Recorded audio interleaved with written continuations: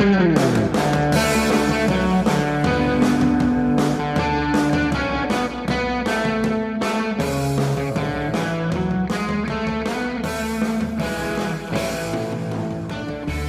and welcome to the How to Live in Denmark podcast.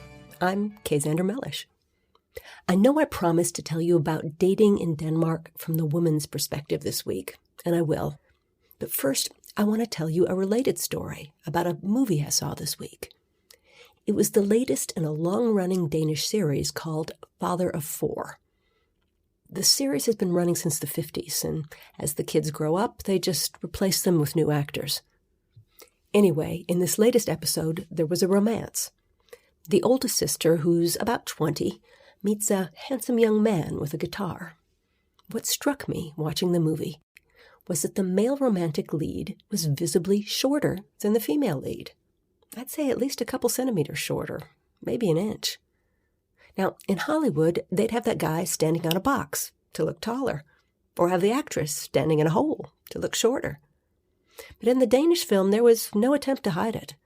They had them walk side by side through a meadow. I have to admit, I couldn't focus on the love scene. I kept thinking, he's really short, or maybe she's really tall. In Hollywood, or Bollywood movies, the male actor is taller because he's supposed to be in charge, the dominant figure. But that's not true in Danish romance. The man is not in charge. This means a lot if you're a foreign woman dating a Danish man. He's not a Frenchman who will pursue you to the ends of the earth. He doesn't send flowers. He doesn't buy chocolates. He doesn't take you in his arms and kiss you until you're breathless. If you are a romance novelist, the Danish man is not your dream man. If you're a feminist, the Danish man is your dream man. He will cook and help with the housework. He will take being a father seriously, he'll spend time with his kids, and he'll take your opinion seriously. He doesn't force himself on you. In fact, you may have to force yourself on him, but if you do, he'll usually be very grateful. Why are Danish men like this? I've asked my Danish male friends, and they say they're reacting to Danish women. Danish women, they say, like to do things for themselves. They don't want some clown opening the door for them or helping them carry packages. They can carry their own packages. My Danish male friends say that after offering to be chivalrous a couple of times and getting turned down in a nasty manner, they don't want to do that anymore. So the Danish male approach is largely passive. They wait to see if the woman is interested. I get a lot of mail from non-Danish women trying to figure out if the Danish man they're dating is really interested in them. He's really happy when I call him, but he never calls me. I honestly don't know what to tell them. I mean, I come from a culture where men whistle at beautiful women they don't even know walking down the street. When I first moved to Denmark, I thought I'd stopped hearing whistles because I'd aged out of the whistle target group. But I've since established that beautiful young women here don't get whistled at either. Danish men do not want to offend women. Now, I'm a modern woman, and I like a lot of things about these modern men. But they can occasionally err a bit on the soft side.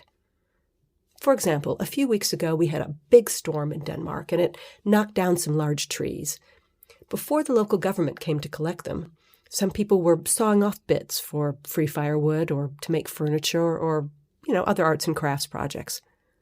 On our street, there was a very large tree down, and as I was walking by that Saturday, I saw a young couple trying to take part of it home. This small, slender young woman was sawing away at this big tree with an old-fashioned manual saw, while her boyfriend was just standing there, smiling, with his hands in his pockets. Now, I don't know what was going on. Maybe he had a back injury. He was about 25, so maybe he had a very youthful back injury. Maybe he was a professional hand model and couldn't risk his fingernails or cuticles on a messy metal saw. Or maybe he was a big wimp who was willing to let his girlfriend saw a giant tree stump while he stood there, acting like a giant tree stump. Who knows? And that's How to Live in Denmark this week. Tell us your stories about dating in Denmark at howtoliveindenmark.com, or join our Zander Mellish Facebook page, or follow us on Twitter at HowToLiveInDK. The 2 is a number. We don't have a sponsor this week, so if you want to sponsor us next week, let us know. See you next week.